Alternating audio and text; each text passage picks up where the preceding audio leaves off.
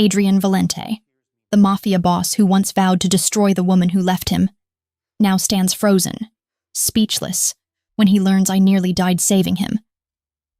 I looked straight into his eyes and whispered, "You don't know, Adrian.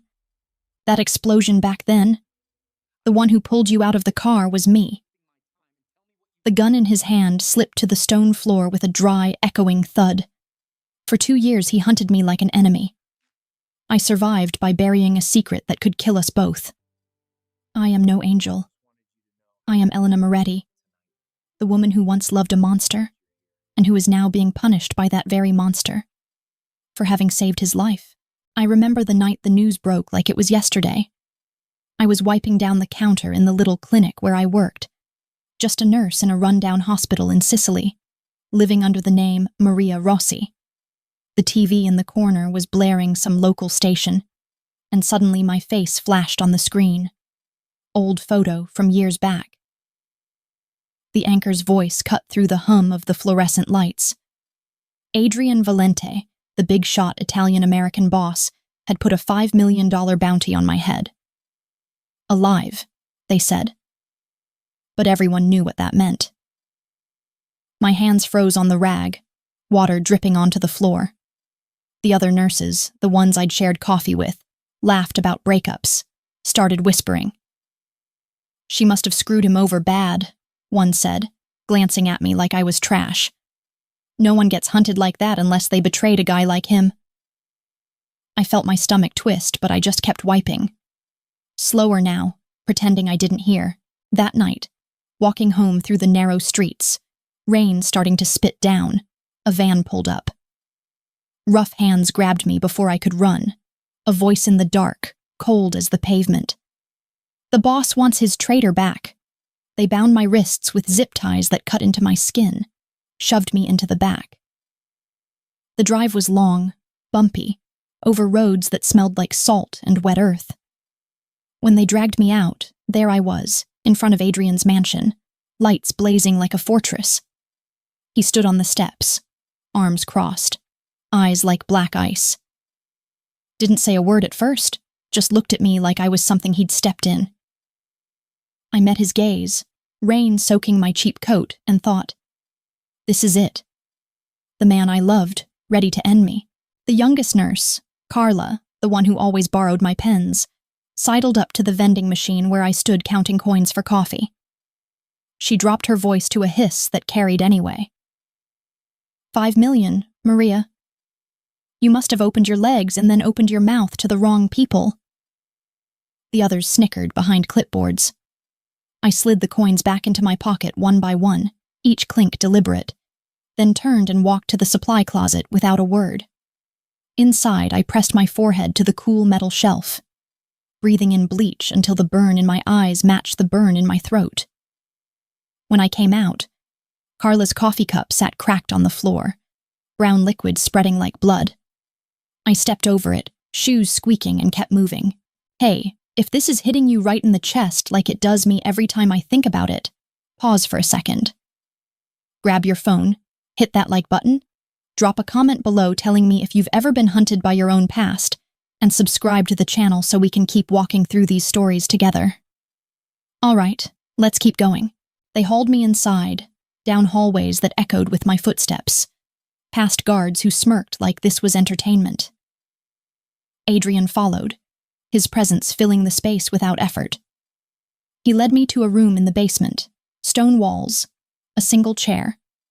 Sat me down, cut the ties but left the bruises. "Talk," he said, voice low, dangerous. I shook my head, throat dry. He leaned in close, the scent of his cologne mixing with gun oil. "You vanished 2 years ago, leave me bleeding in that wreck, and now you think silence saves you?" I swallowed hard, felt the words bubble up. "I won't kill you quick," he went on, pacing slow. "I'll make you wish for it every day." His hand brushed my cheek, almost gentle, but it burned. I closed my eyes for a second, remembered the fire, the heat on my skin as I dragged him from the car. But I said nothing yet. He laughed, bitter, turned away, locked the door behind him. sat there in the dim light, heart pounding, wondering how love turns to this.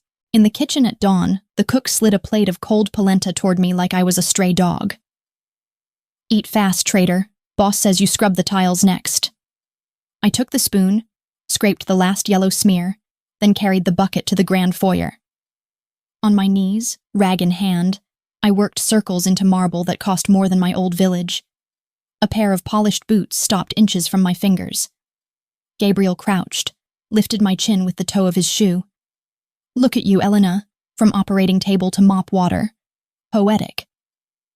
He let a drop of his espresso fall onto the spot I'd just cleaned. I wrung the rag harder, water turning pink from my cracked knuckles, and kept scrubbing until the stone gleamed again. When he walked away laughing, I pressed the wet cloth to my mouth to hide the tremble. The first morning they left me alone in the wine cellar to count bottles, I found a crate shoved to the back, label half torn. Inside, medical vials, my old handwriting on the stickers, blood thinners I'd synthesized years ago for Adrian's clotting issue after a knife fight. Someone had hoarded them like trophies. I uncorked one, sniffed the familiar bitter almond scent, then poured the entire crate down the drain, glass shattering in the sink. The splash echoed loud enough that a guard poked his head in. I held up an empty bottle, shrugged. He cursed, slammed the door. I wiped my hands on my apron, the chemical sting lingering under my nails like a promise kept. Days blurred in that cell. They fed me scraps, just enough to keep me alive. Adrian came every evening, questioning, pushing. "Who'd you sell me to? The Rossies? Federales?" I'd shake my head, meet his eyes steady. One night he brought the ring, my old one, crusted with dried blood, held it up like evidence. "You left this. Proof you ran." My fingers twitched, wanting to reach for it, but I held back. The silence between us grew heavy, like storm clouds. Then, one visit, he was closer, breath on my neck. "Heal me," he mocked, showing a fresh cut on his arm from some skirmish. I was a doctor once, forensic, good with wounds. They forced tools into my hands. I cleaned it, stitched careful, my touch light despite the hate in his eyes. He watched every move, jaw tight. "Good traitor," he sneered when I finished. But I saw the flicker, desire mixed with rage. I bandaged it slow, fingers lingering just a second too long on his skin. Adrian slumped into the leather chair in his study after a deal gone bloody, shirt half unbuttoned, blood crusting the collar. I knelt to cut the fabric away, scissors snipping close to skin that still remembered my lips. A shallow slash crossed his ribs. I swabbed iodine, the sharp scent rising between us. His hand clamped my wrist mid-motion. "Slower," he ordered, voice gravel. I obeyed, dragging the cotton in lazy figure eights until his grip loosened and his head fell back against the cushion. When I tied the gauze, my thumb brushed the old scar just above his heart, the one I'd closed the night we met. He caught my hand, pressed it flat there, eyes shut. For 3 heartbeats, we stayed locked like that, pulse against pulse, before he shoved me away and stormed out, door slamming hard enough to rattle the crystal decanters. Word spread through the house like wildfire. Servants gossiped in the kitchens, voices carrying through vents. "The boss is breaking the girl who made him weak once." I heard it while scrubbing floors. Yeah, they made me do that too. Punishment in a maid's uniform that didn't fit. One maid, older, with kind eyes, slipped me extra bread. "He kneels for no one," she whispered. "But you had him." I nodded thanks, kept my head down. Adrian's world was all power plays, but inside, cracks showed. Another attempt on his life, bullets flying in the courtyard. I patched him up again, this time a graze on his side. Blood on my hands, his blood. He grabbed my wrist hard. "Why help if you hate me?" I pulled away gentle, didn't answer. That night, alone in my room, more like a closet with a cot, I checked his medicine bottle. Something off. A residue. Poison. Slow acting. From inside. Midnight. I crept barefoot along the service corridor, candle stub flickering. The medicine cabinet in the infirmary stood ajar. I lifted the vial, held it to the flame, cloudy sediment swirling where it should be clear. Footsteps. I blew the candle, pressed into the shadows behind the door. Gabriel entered, humming, swapped the vial for another from his pocket, identical label. He capped it, slid it back, then paused, sniffed the air like he sensed me. I held my breath until my lungs screamed. He left. I waited 10 counts, then followed the scent of his cologne to the east wing, watched him lock a door I'd never seen open. My bare feet left faint wet prints on the parquet. I wiped them with the hem of my nightgown before anyone noticed. I started watching closer. Shadows in the halls, notes passed, traced it to the garage, then further. Adrian didn't believe me when I hinted once, during a late-night tending. "Someone's dosing you," I said soft. He backhanded me, not hard, but enough to sting. Blood in my mouth, I spat it out, stood straight. His eyes searched mine, confused for a split second. The romance we'd had, buried but not dead, sparked in those moments. His hand on my arm to steady me after, pretending it was anger. I felt it too, the pull even through the pain. A guard caught me slipping a note under Adrian's bedroom door. Coordinates to the hidden lab. He dragged me by the elbow to the courtyard where the men lounged, smoking. "Little rat's writing love letters now," he announced, waving the paper. Laughter erupted. Someone yanked my hair back, forced me to read it aloud. My voice shook only once. When I finished, the guard tore the note, let the pieces flutter like confetti. Adrian appeared on the balcony above, arms folded. Our eyes locked. He said nothing, but the muscle in his jaw jumped. That night, the guard who'd grabbed me was found floating in the fountain, throat opened ear to ear. No one mentioned my note again. They chained me to the radiator in the laundry room for 3 days after that, wrists raw, steam fogging the air with detergent and sweat. On the second night, the old maid returned, knelt with a tiny key she'd lifted from the housekeeper's ring. She unlocked one cuff, pressed a butter knife into my palm. "For the other," she mouthed. I sawed until the metal gave, then hid the knife in my sock. When the guard came to check, I lay limp, eyes half closed, letting drool pool on the tile. He kicked my foot, grunted, left. I waited until his footsteps faded, then stood on shaking legs and slipped out the side door into the vineyard, moonlight silver on the grapes. I ate 3 handfuls, juice running down my chin like blood, before melting back into the shadows.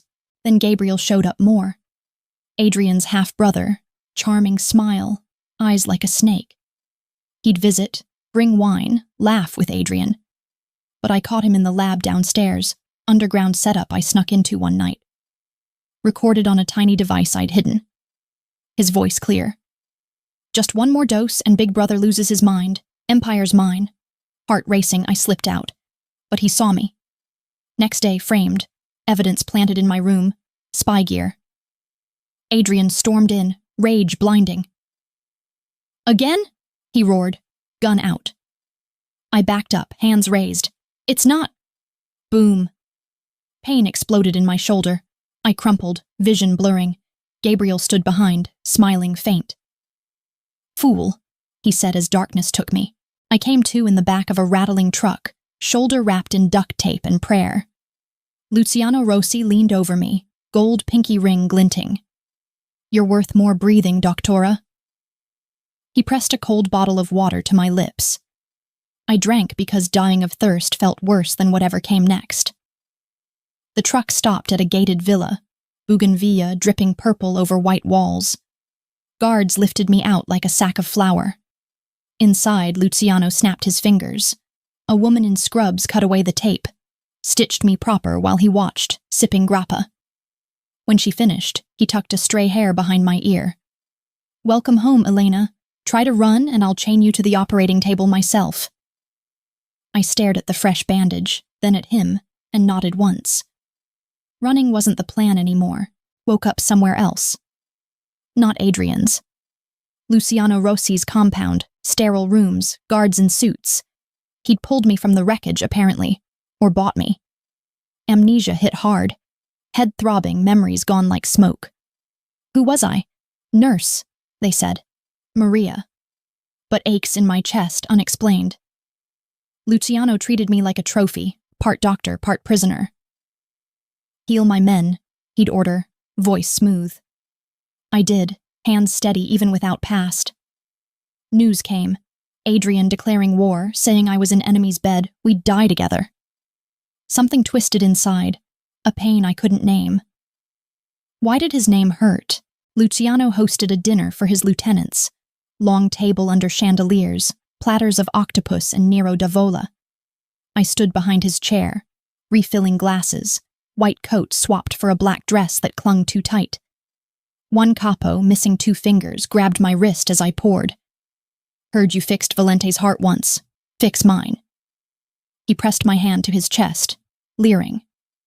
I twisted free, poured the wine over his head instead. Red rivers ran down his collar. The table froze. Luciano laughed, slow clap echoing. That's my girl, he snapped. 2 guards hauled the man out. Later, in the corridor, Luciano pinned me to the wall, thumb tracing my lower lip. Defiant women cost extra to keep. I bit his thumb hard enough to taste copper. He smiled, licked the blood, walked away whistling. In the clinic wing, I discovered a locked drawer marked with my old hospital code. I picked it with a hairpin while the night nurse smoked outside.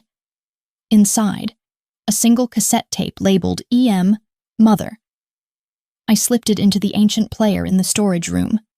Static, then a woman's voice, mine, dictating surgical notes from the night of the crash.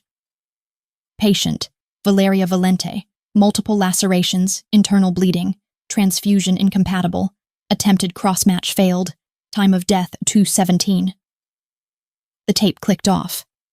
I ejected it, crushed it under my heel, plastic splintering like bones. Then I burned the fragments in the sink. Watching black curls rise until nothing remained but the smell of melted acetate clinging to my fingers. Living there felt like floating. Luciano's world, rival to Adrian's, but similar shadows. I tended wounds from street fights, stitched up guys who leered but feared Luciano. One night, attack on the compound. Guns blazing, I hid in a closet, then emerged to help the injured. Saw the Valente crest on a fallen enemy's jacket. Flash, fire, screams, dragging a body from flames. My hands burned remembering. Memories rushed back. The explosion, Gabriel's plot, pulling Adrian free, my back searing as debris hit. I gasped, slid down the wall. Everything. Elena Moretti, the secret, in the aftermath. Smoke still curling from the east wing. I found Luciano's private office unlocked. Inside, a wall safe yawned open. Someone had beaten me to it. Papers scattered, shipping manifests, photos of Adrian's roots, my old hospital ID clipped to a dossier labeled asset. I pocketed the ID, heart hammering. Footsteps. I dove under the desk. Luciano entered, phone to ear. Valente's closing in. Burn the girl's file. He tossed a lighter. Flames licked the corner of a photograph, my face melting. I crawled out the window, glass shards slicing my palms, dropped into the oleander bushes below. Blood smeared the leaves as I ran barefoot toward the gate. Sirens already wailing behind me. I had to find him. Escaped during the chaos, hitched rides north, found Adrian in a safe house, battered from the war. Burst in, guards raising guns. Wait, I pleaded. He turned, face hardening. You. I poured it out. The poison, Gabriel, the save. He listened, stone-faced. Prove it. I turned, lifted my shirt slow, the burn scar ugly across my back. His eyes widened. In his coma, he'd dreamed of a figure pulling him, scarred. He dropped to his knees, hand hovering over the mark. You nearly died? Voice broke. I nodded, tears hot.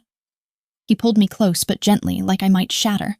Adrian carried me to the war room himself, laid me on the map table like a battle plan. He peeled away the makeshift bandage, cleaned the shoulder wound with vodka from his flask, teeth gritted at every flinch I couldn't hide. When he stitched, his hands shook. the same hands that signed death warrants without blinking. Finished, he pressed his forehead to mine, breath ragged.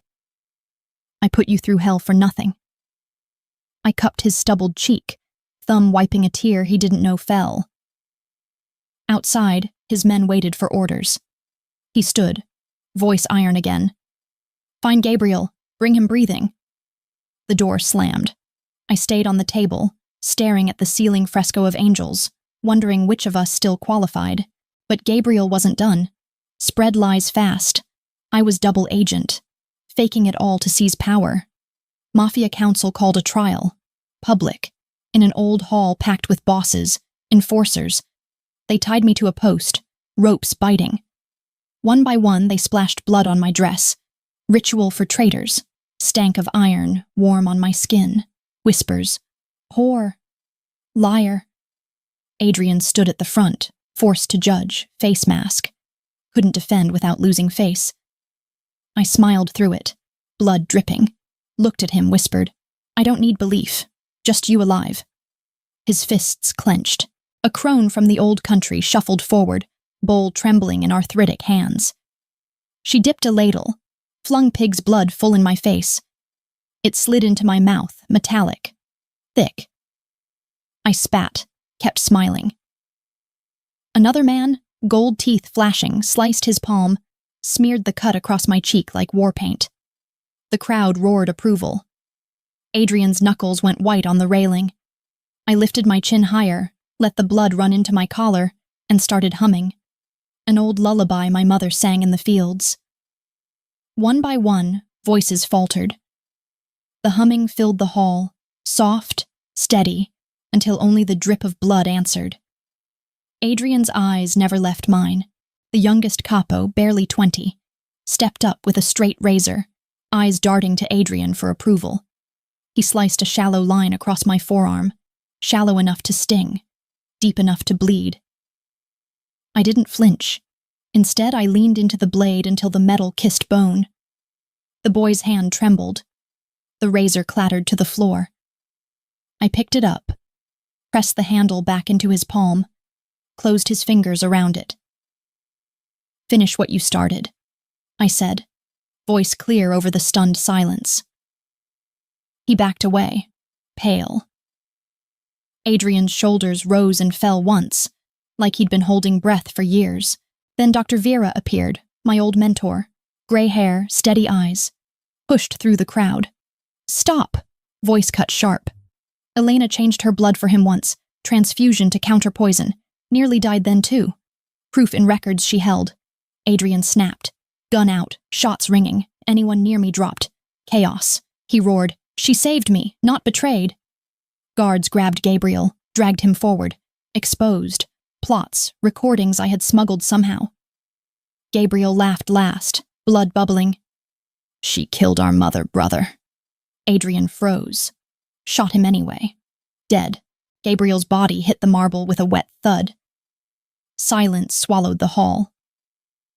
Adrian turned the gun on the council elders next, barrel sweeping slow. Anyone else want to bleed on her?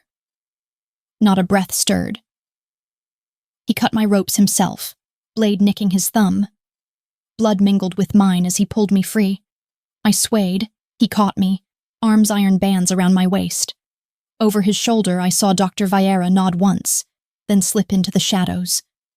Adrian carried me out past the staring faces, past the cooling corpses, into the night where his car waited, engine already growling like it knew we had no time left for mercy. The hall emptied slow, bodies hauled. Adrian turned to me, eyes shattered. Did you? I wept, nodded. Surgeon that night, car crash. I tried. Failed. Guilt mixed love in his gaze. He locked me away again, empire fracturing. Wars raged. I sat in the cell, deciding. To prove it all, I'd end Luciano, the rival fueling the fire. Snuck out, poisoned his drink during a meet. But he knew. Base rigged. Explosion as I confronted him. I walked into Luciano's war room alone, white coat over jeans, syringe hidden in my sleeve. He looked up from his maps, smile lazy. Come to beg, doctora? I uncapped the needle, let him see the clear liquid. Digitalis fast. His guards raised rifles. I stepped closer. One move and your heart stops before theirs do. He waved the guns down, intrigued. I pressed the needle to his neck, felt the pulse jump. Tell Adrian the war ends tonight. Luciano's eyes flicked to the window. Too late. The charges I'd planted in the vents hissed. I shoved him aside, dove under the table as fire rolled overhead. Glass shattered, heat seared. When the roar died, I crawled out, coat smoldering, and walked through the flames toward the exit. Hair singed, skin blistering but still breathing. Adrian raced there too late. Flames everywhere. Dug through ashes, found the ring, burned but intact. Our promise. A year passed. Rumors, secret clinic, nameless doctor helping the underworld's wounded, no questions. He followed leads, through back alleys, whispers. Found me in a white coat, voice gone from smoke damage, mute but healing, hands skilled as ever. He took my hand, eyes soft. I vowed destruction. You destroyed the monster in me. He pushed through the clinic door at dawn, dust motes dancing in the light. I was suturing a kid's knee, thread pulling neat.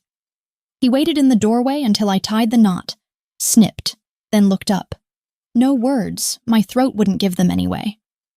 He crossed the room, knelt, took the scissors from my hand, set them aside. Then he lifted my left hand, slid the burned ring back onto my finger. It fit loose over new scars. I traced the blackened gold, then his cheek, rough with a year of grief. Outside, church bells started for morning mass. He stood, offered his arm. I took it. Together we walked out past the waiting patients, past the life I'd stitched together from ashes, into whatever came next. In the courtyard of the clinic, Adrian stopped under the lemon tree, pulled a small velvet box from his coat. Inside, a new ring, platinum, etched with tiny surgical instruments. He slid it beside the burned one, no speech, just the click of metal on metal. I flexed my fingers, felt the weight settle. A patient limped out, saw us, bowed his head and backed away. Adrian turned to him, voice steady. Tell the families, debts forgiven, clinic stays open. The man's eyes filled. He kissed Adrian's ring, then mine. Word spread faster than gunfire. By sunset, the line of grateful stretched to the road. Mothers clutching children, old men pressing coins into my palm I refused to take. I looked at him, squeezed back. No words needed. We'd burned, risen. Love in ruins, but real. You've felt invisible, haven't you? Judged for the dirt under your nails, the empty pockets, the quiet way you hold your head high. But you carried the fire inside, saved who you could even when it scarred you deep. You were never small. You were the one pulling them from the wreck all along. Where are you watching from? Leave a comment below, and hit follow to walk with me through heartbreak, betrayal, and finally healing.